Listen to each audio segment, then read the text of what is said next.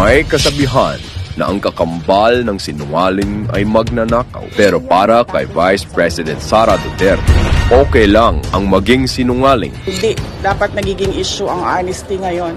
Lahat sila sinungaling. Lahat ng tao sa mundong ito sinungaling. Ito ay pinatunayan ng kanyang ama na naluklok pang Pangulo ng Bansa. Hindi ako tatakbo ng presidente. In 2016, I will retire from public life for good. Sinungaling. At nangutang ng nangutang hanggang mabaon sa utang ang Pilipinas.